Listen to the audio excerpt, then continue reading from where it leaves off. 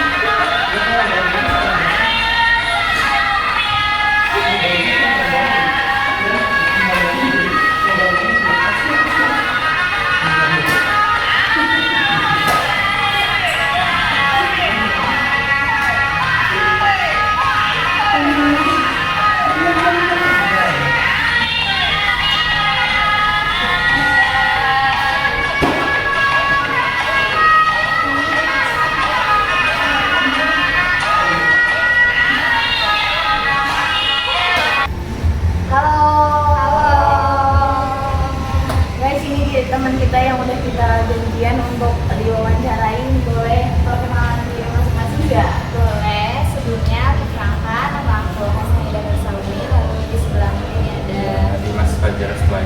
Kami dari Prodi Pendidikan Tari. anak tari nih guys. Nah, jadi tadi kita udah lihat mereka nari di studionya. Kira-kira tadi tuh tari apa ya teman-teman?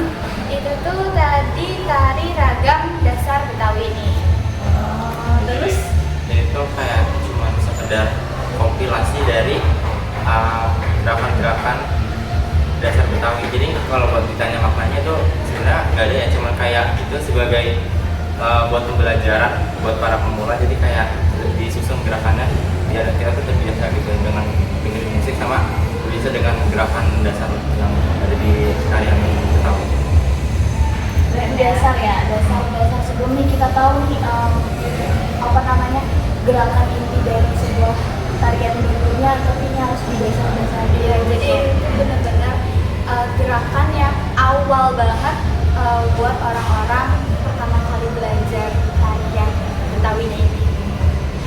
Sebenarnya sih cuman kayak awalnya satu-satu kan, cuman dibikin jadi satu, jadi disatuin dan dibikin musik gitu. Jadi biar bahan pembelajaran juga biar lebih mudah.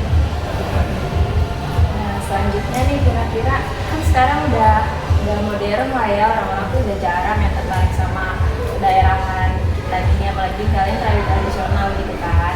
Kira-kira alasan kalian tuh kenapa milih prodi pendidikan tari? Kalau misalkan aku pribadi pilih prodi pendidikan tari di UNJ khususnya ini karena ketika pendidikannya ini di sini kita bukan belajar praktek doang, bukan cuman nari doang, tapi kita juga belajar teorinya tentang pendidikan, tentang kurikulum kayak gitu. Jadi kalau aku biar bisa belajar praktek dan teorinya secara bareng gitu. Ya sama kalau misalnya di seni murni ya, seni tari murni itu lulusannya kan SSN bukan SPG, jadi itu benar-benar pure buat jadi seniman gitu. Jadi kalau misalnya buat jadi cari pekerjaan tetap tuh agak susah gitu. Jadi benar-benar kayak berkarya terus selalu lulus. Cuman ya awal sih pengen kayak gitu ya, tapi kayak dipikir-pikir untuk zaman sekarang tuh agak susah nih karena saingan para penari tuh mulai banyak. Terus kayak makin dilihat gitu kayak bukan sekedar nari doang, tapi kayak dari penampilan pun dinilai buat nari gitu. Jadi kayak Bener ya, bener. Ya, tadi kan kita udah lihat kalian nari nih dalam studio. Bisa jelasin nggak sih dasar-dasar tari itu apa? Buat jelasin aja buat bahasa dalam orang umum aja, biar orang umum tuh ngerti gitu. Kalau buat dasar sendiri, itu tiap daerah Indonesia tuh punya masing-masing. Misal kayak Bali kan Agem, Miles, terus matanya itu kan Seledat, Datong, gitu, Mendelik. Nah, tapi kalau misalnya yang tadi kita tadi itu cuman kayak selancar. Itu selancar itu gerakan berjalan, maju, mundur, atau ya gitu. Terus sama gerakan kayak kewer gini. Ini kewer satu kanan, kewer satu kiri, kewer dua. Terus yang tadi cendol tuh yang goyang. Tapi kalau ada juga yang cendol plastik itu kan double kanan kiri. Kalau aku mau nanya dari pandangan kalian sebagai anak muda Gen Z untuk melestarikan tarian itu bagaimana sih di masyarakat nih dari pandangan kalian melestarikannya harus kayak gimana?